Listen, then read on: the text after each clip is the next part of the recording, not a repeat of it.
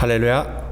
한 주간 평안하셨죠? 네, 수요일 저녁 예배에 모이신 모든 분들을 예수님의 이름으로 환영합니다. 우리 다 같이 마음을 모아서 사도신경 하심으로 신앙 고백하시겠습니다.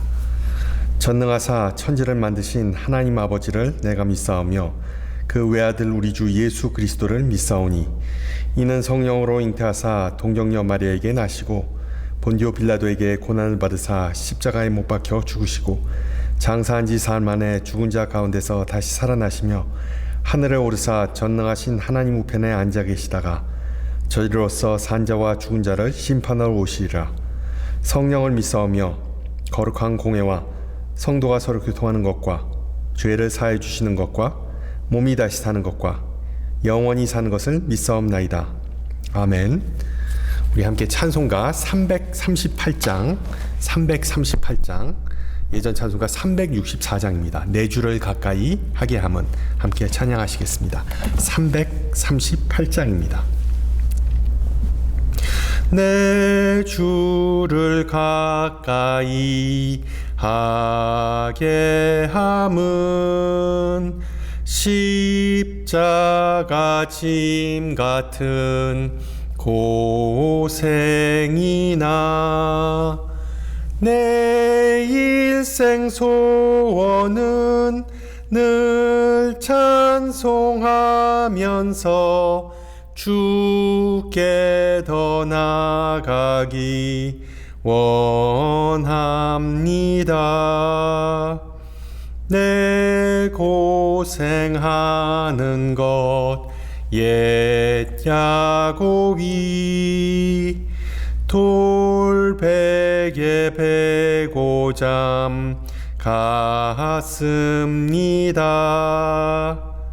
꿈에도 소원이 늘 찬송하면서 주께 더 나아가기 원합니다. 천성에 가는 길 험하여도 생명길 되나니 은혜로다. 천사 날 부르니 늘 찬송하면서 주께 더 나아가기 원합니다. 야곱이 잠 깨어 일어난 후 돌단을 쌓은 것 본받아서 숨질 때 되도록 늘 찬송하면서 주께 더 나아가기 원합니다. 아멘.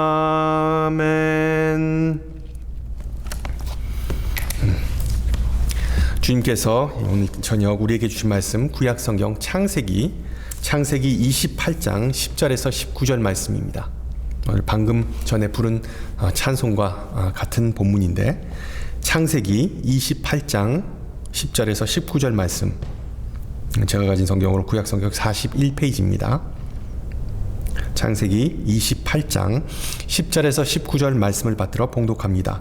야곱이 브엘세바에서 떠나 하란으로 향하여 가더니 한 곳에 이르러는 해가 진지라 거기서 유숙하려고 그곳에 한 돌을 가져다가 베개로 삼고 거기 누워 자더니 꿈에 본즉 사닥다리가 땅 위에 서 있는데 그 꼭대기가 하늘에 닿았고 또 본즉 하나님의 사자들이 그 위에서 오르락 내리락 하고 또 본즉 여호와께서 그 위에 서서 이르시되 나는 여호와니 너의 조부 아브라함의 하나님이요 이삭의 하나님이라.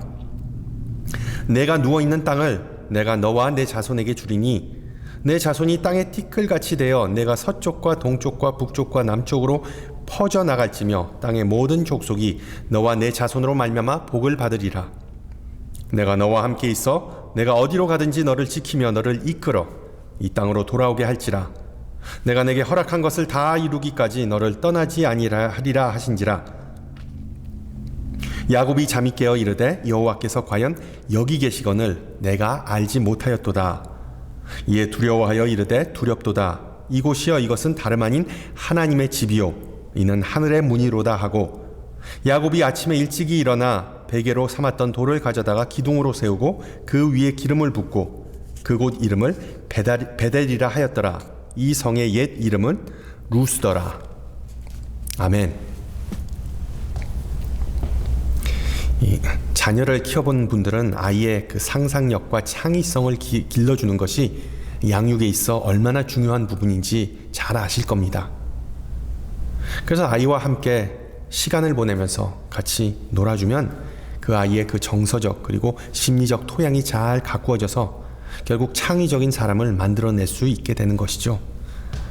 그와 더불어 아이는 문제를 해결하는 능력 그리고 새로운 가능성에 눈을 뜨는 것과 더불어 언젠가는 자신이 이 세상을 변화시킬 수 있는 그런 주역이 된다는 자신감을 더욱 얻게 되는 것이죠.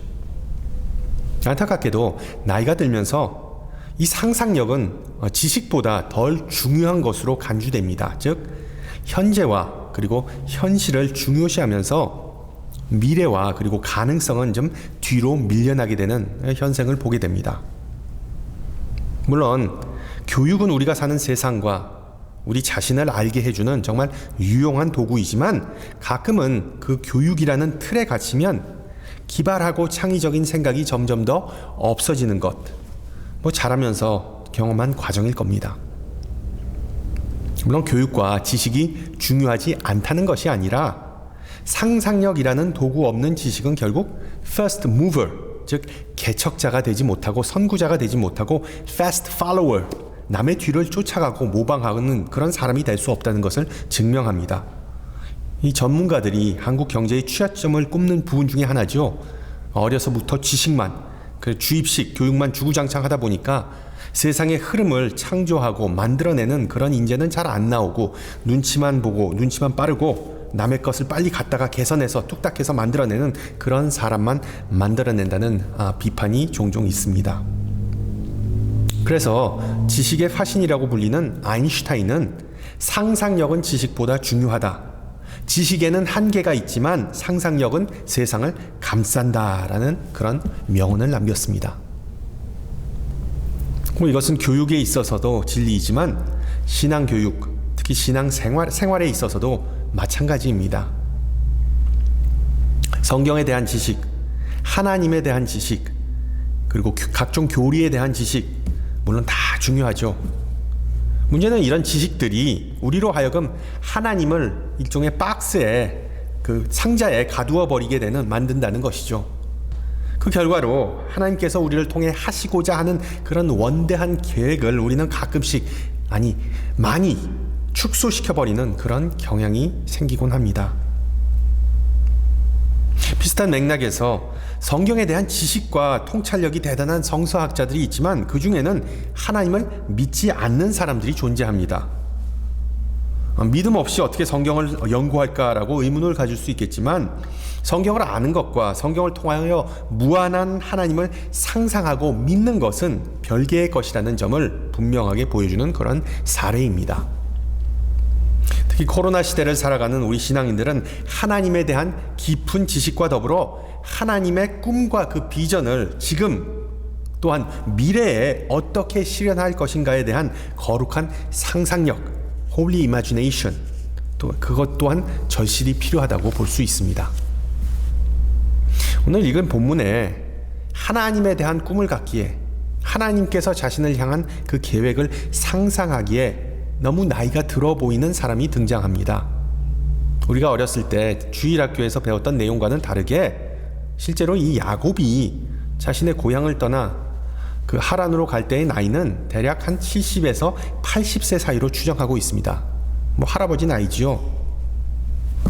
따라서 오늘 이야기에 나오는 야곱은 절대로 젊은이, 청년은 아니었습니다. 아브라함이 하란을 떠났을 때가 75세였고 그리고 모세가 바로 왕 앞에 나갔을 때가 80세였던 것을 감안한다면 야곱이 70에서 80세 사이였다는 이 사실은 전혀 새삼스러운 내용이 아니죠. 오늘 본문에 나오는 이 이야기를 야곱의 사다리 또는 천국의 계단이라고 부르는데 우리가 잘 아는 내용이지만 몇 가지 놓칠 수 있는 그런 포인트를 다시 한번 살펴보고자 합니다. 야곱은 자신의 고향인 브엘세바를 떠나서 외삼촌 집인 하란으로 여행하는 중이었습니다. 결코 가까운 거리는 아니었죠. 대략 한 500마일 하는 거리였는데, 즉 세크라멘토에서 저기 저 남쪽에 있는 샌디에고까지의 거리를 혼자서 여행하기에는 그때 고대에선 그 당시 옛날에는 상당히 힘들고도 위험했습니다. 왜 갑자기 그런 고생을 사서 하냐? 집을 도망쳐 나왔는지는 바로 그 집안에서 자신의 위치가 너무나 안 좋았기 때문에, 그리고 또한 그가 보냈던 하루하루가 정말 칼날 같은 스트레스 받는 그런 상황이었기 때문이었습니다. 자신의 친형 에서와 후계 경쟁을 벌이면서 에서에게로 가야 했던 아버지 이삭의 축복을 가로챘는데, 그 이를 갈던 에서가 꼴도 보기 싫던 야곱을 어느 날 죽이기로 결심하면서 상황은 극도로 나빠졌습니다. 결국 에서의 그 마술을 피하기 위하여 할 수 없이 집을 뒤로 한 채 멀리 도망갈 수밖에 없었던 그런 상황, 우리가 다 잘 아는 상황입니다. 솔직히 말하면 야곱은 뒤통수의 대명사입니다. 뒤통수. 성서에 나오는 인물 중에 가장 짜증나고 그리고 멀리하고 싶은, 즉 복은 혼자 누리려고 하지만 반은 같이 피하려고 하는 그런 얍삽한 인간입니다. 그러나 우리가 오늘 본문 이야기를 좀 심층적으로 파고들면 결국 우리 모두에게는 야곱과 같은 면이 있고, 우리 모두는 야곱과 유사하다는 점을 인정하라는 것이 성서의 메시지 아니겠습니까? 물론 우리 중에는 사기꾼이나 양심불량자가 없습니다. 적어도 그렇다고 믿고 싶습니다. 우리 중에는 하나님의 축복을 가로채거나 하나님의 이름을 헛되이 여기거나 이용한 사람은 없을 겁니다. 또한 가족이나 친척에게 사기친 사람도 없을 겁니다. 비록 그런 얘기가 종종 들려오지만 우리 이민사회에서. 그러나 분명한 사실은 우리 마음속에 야곱과 같은 그런 이기주의와 그리고 욕심이 자리 잡고 있다는 점을 부정할 수는 없습니다. 야곱처럼 우리는 남을 밟고 일어서야 정상에 설 수 있다고 믿습니다. 남에게 항상 사랑받고 인정받고 싶지만 다른 사람들의 감정이나 입장은 무시할 때가 수두룩합니다. 왜 인생이 이렇게 힘드냐고 하나님에게 불평할 때가 있지만 정작 다른 사람의 불행과 어려움에 대해서는 본체 만체 하는 것이 바로 우리 인간의 본성이죠. 이와 같은 투쟁으로 인한 끝없는 스트레스, 그 피로감과 그리고 또한 두려움 때문에 야곱은 아마도 밤에 잠을 이루기가 힘들었을 겁니다. 추측건데 정말 10중 8구 야곱은 불면증 환자였을 것으로 생각됩니다. 그러나 그 고된 여정과 심적인 압박에 시달렸던 야곱은 하란 도상에서 특별한 장소에서 휴식을 취하게 됩니다.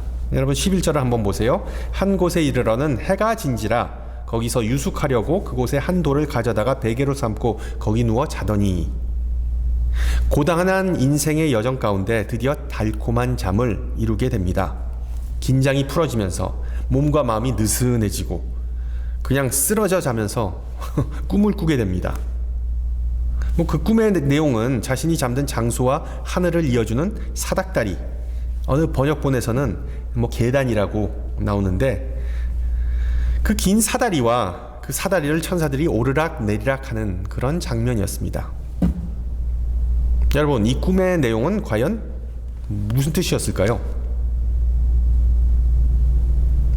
어느 여인이 아침에 일어나서 자신의 남편에게 다음과 같이 말했습니다. 여보, 당신이 우리 결혼 기념일날 진주 목걸이를 내게 선물하는 꿈을 꿨는데 그게 도통 무슨 의미인지 모르겠어. 호호. 오늘 저녁에 내가 알려줄게 라는 말을 남기고 남편은 출근했습니다. 그리고 그날 저녁에 남편은 집에 돌아와서 조그만 박스 소포를 아내에게 건네주었는데, 기대에 가득 찼던 이 여인은 재빨리 포장지를 뜯었습니다. 그랬더니 의아하게도 책 한 권이 나왔는데 그 책의 제목은 꿈, 이렇게 해몽하라 였습니다. 야곱의 꿈도 별반 다를 바 없었습니다. 야곱이 깨고 난 후에 야곱은 그 꿈의 세부적인 내용을 일일이 기억했습니다. 그런데 특이하게도 야곱에게는 아무런 해몽이 필요 없었습니다.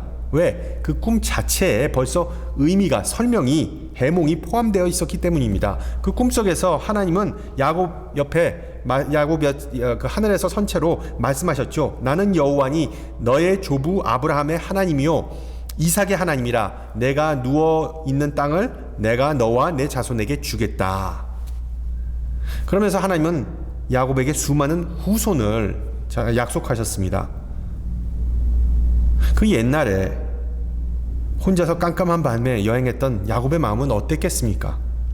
외로움과 두려움으로 가득한 야곱에게 하나님은 하늘에서 직접 내려오셔서 앞으로 너는 외로움을 더 이상 느끼지 않을 것이다 라고 위로해 주셨습니다. 더 나아가 14절에서 다음과 같이 말씀하십니다. 내 자손이 땅의 티끌같이 되어 내가 서쪽과 동쪽과 북쪽과 남쪽으로 퍼져나갈지며 땅의 모든 족속이 너와 내 자손으로 말미암아 복을 받으리라. 그리고 15절 내가 너와 함께 있어 내가 어디로 가든지 너를 지키며 너를 이끌어 이 땅으로 돌아오게 할지라. 내가 내게 허락한 것을 다 이루기까지 너를 떠나지 아니하리라. 하나님은 예전에도 아브라함과 이삭에게도 똑같은 내용을 약속하셨죠. 도망 중이던 야곱, 비록 나이는 70이 넘었지만 결혼도 안 한 싱글이었습니다. 그런 야곱에게 하나님은 수많은 자녀를 주시고 다시 고향 땅으로 인도하시겠다는 약속을 하십니다. 야곱에게 있어 하란으로의 이주는 인생의 새로운 장이 시작하는 것이었습니다. 새로운 출발, 항상 두렵고 어렵습니다. 비록 빈말이라도 옆에 있는 친구들이나 이웃들이 도와주겠다라고 하면 나름대로 위로받고 마음의 안정을 찾을 수 있습니다.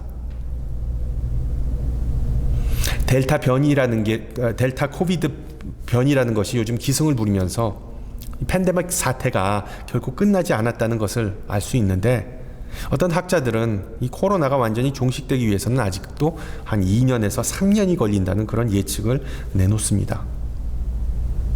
이런 악순환, 이런 끝없는 광야 생활이 계속되면서 우리 신앙인들은 과연 어떻게 긍정적인 생각을 갖고 하나님을 의지하고 우리를 향한 하나님의 선한 계획이 존재한다는 것을 확신할 수 있을까요? 오늘 야곱의 꿈을 자세히 들여다보면 하나님의 계획과 역사하시는 방식에 대한 실마리, 하나님에 대한 우리의 상상력을 촉진시킬 수 있는 몇 가지의 사실을 엿볼 수 있습니다. 우선 하나님은 우리와 관계, 릴레이션십을 맺고자 하는 분이심을 우리가 아는 것뿐만 아니라 항상 꿈꾸시기를, 상상하시기를 소망합니다. 지상과 천상을 연결하는 사다리가 상징하는 바는 하나님은 결코 우리와 멀리 떨어져 계신 분이 아니라 우리와 항상 연결된 분이시라는 점이죠.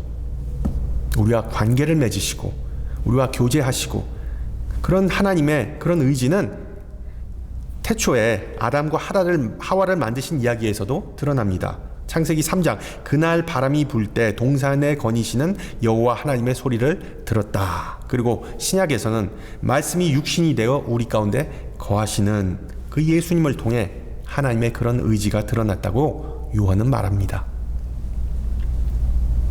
우리가 섬기고 예배하는 하나님은 저 멀리 떨어져서 이 세상을 구경만 하듯이 그런 바라보시는 하나님이 아니라 야곱을 그 여정에서 소리 없이 빛 가운데로 인도하셨듯이 성서의 많은 위인들의 삶뿐만 아니라 우리의 인생도 지금 인도하시는 분이심을 항상 상상하시기 바랍니다.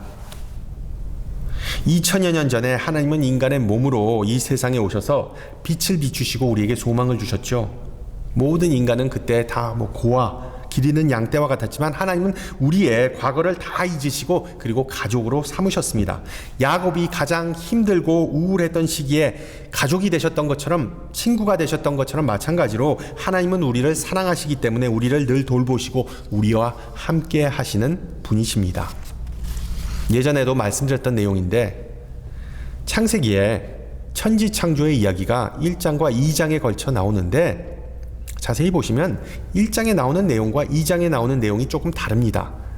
2장에 나오는 내용이 1장의 내용을 조금 더 세부적으로 설명한 것이라고 생각할 수 있지만 여러 가지 그 차이점이 존재합니다.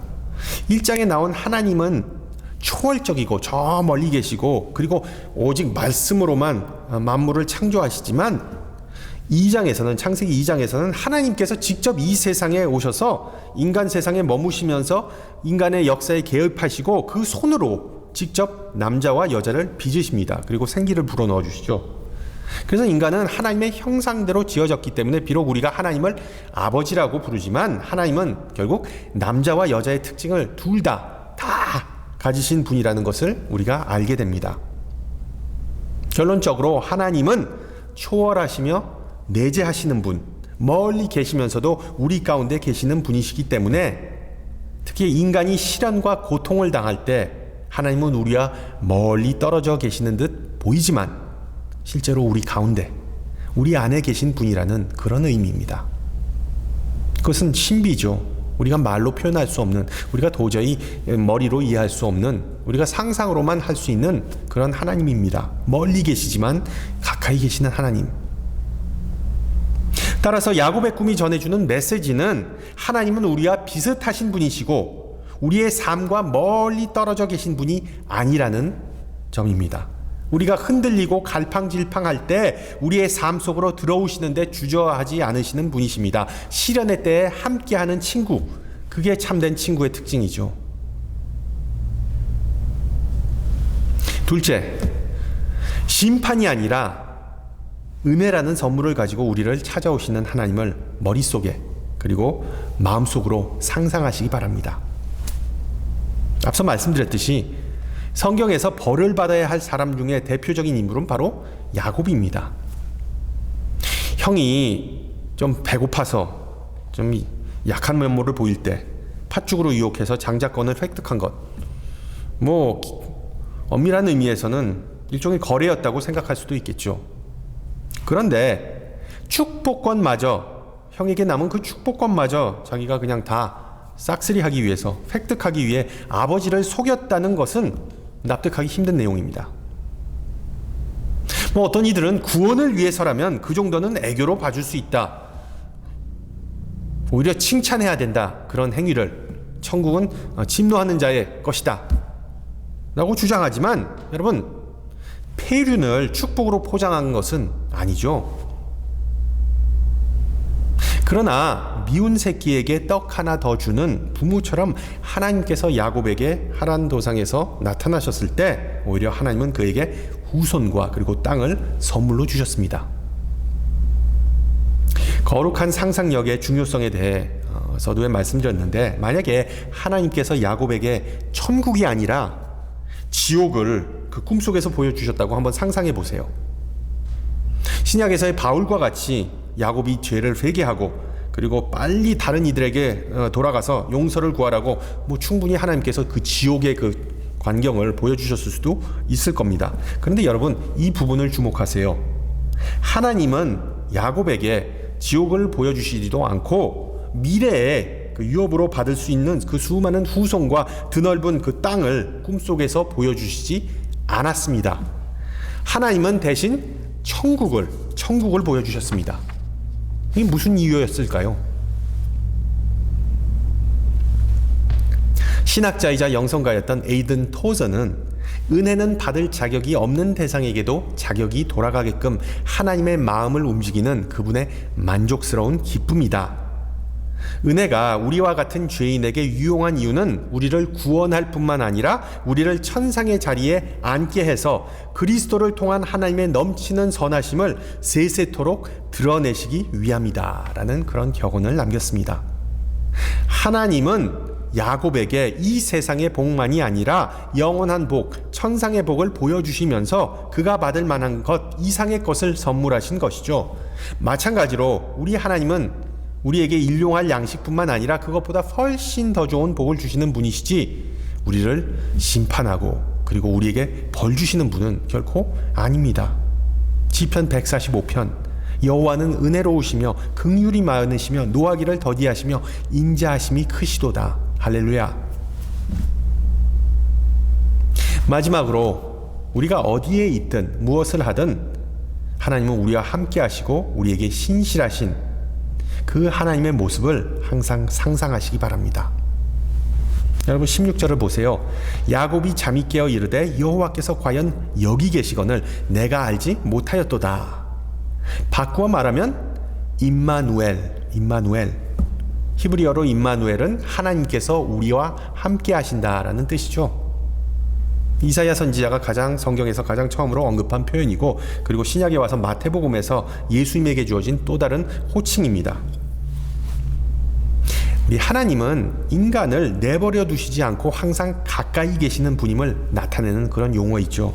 특히 인간이 아프거나 흔들리거나 실패할 때 인간의 곁을 항상 지키시고, 인간이 하나님을 외면하고 포기하여도 하나님은 인간을 절대 포기하시지 않는 분임을 함축하는 그런 단어입니다. 그래서 15절, 내가 내게 허락한 것을 다 이루기까지 너를 떠나지 아니하리라.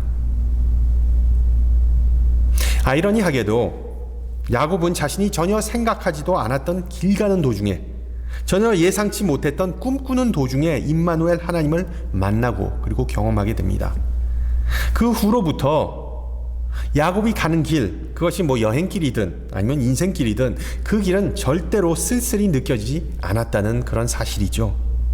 그때까지 야곱은 야훼 하나님에 대해 이론적으로 알고 있었지만 실질적인 체험을 통해, 삶을 통해 만났던 적은 없었습니다. 부모인 야곱과 리브가를 통해 하나님에 대해 이런저런 내용을 물론 배웠겠지만, 자신이 가장 외롭고 연약할 때 하나님은 누구이시고 하나님은 어떻게 역사하시는 분이신지를 그 꿈을 통하여, 상상을 통하여 알게 되는 결정적인 은혜가 있었다는 의미이죠.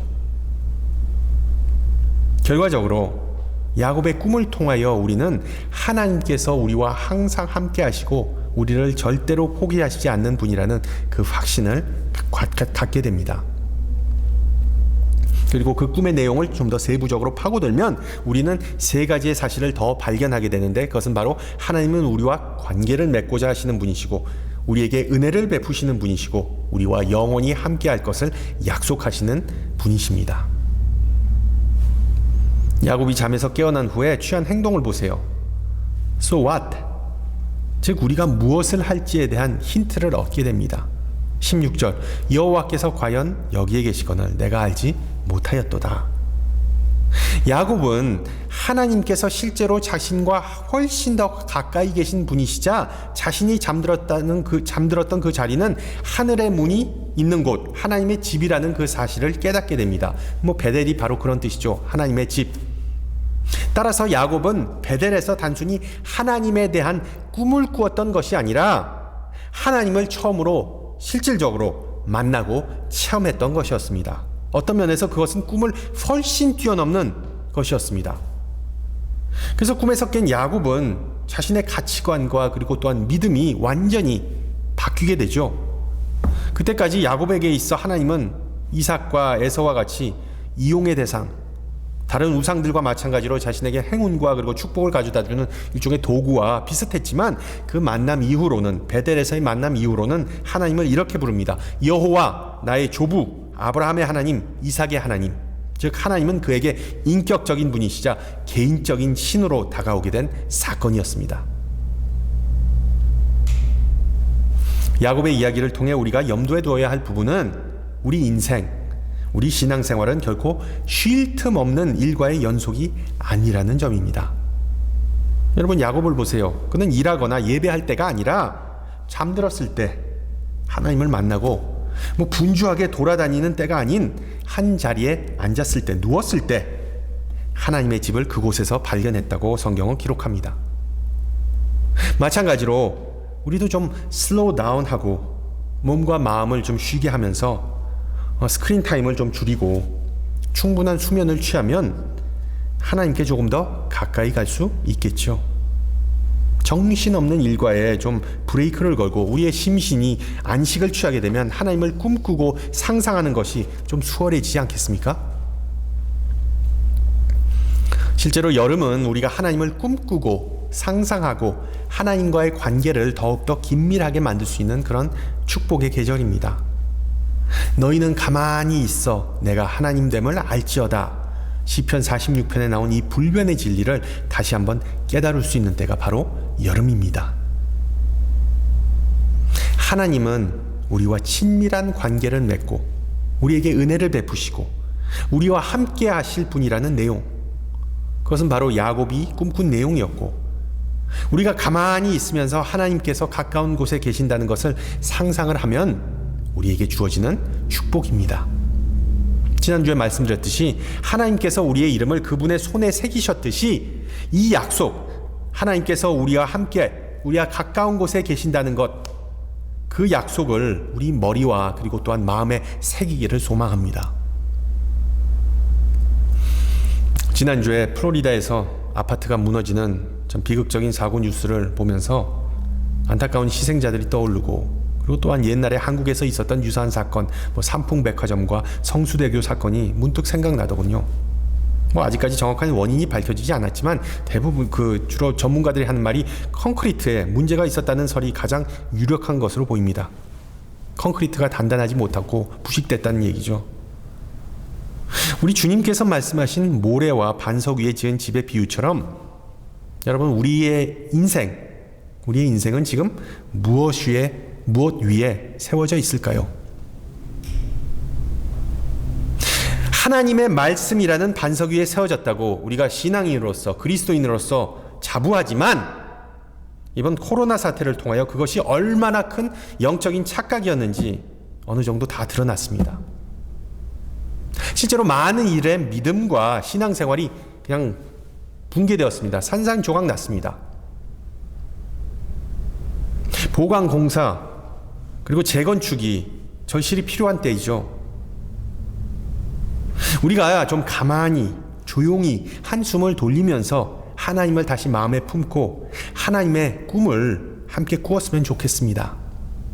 하나님에게 조금 더 가까이 나가고 우리가 서 있는 곳이 결국 베델이라는 그곳을 깨닫고 고백하는 그 은혜가 우리 모두에게 있기를 주님의 이름으로 축원합니다.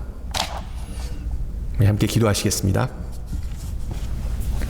귀하신 주님, 이 저녁에 우리에게 주신 말씀을 감사드리며 그 말씀을 이해할 수 있는 지혜와 순종할 수 있는 마음을 성령을 통해 주심을 감사드립니다.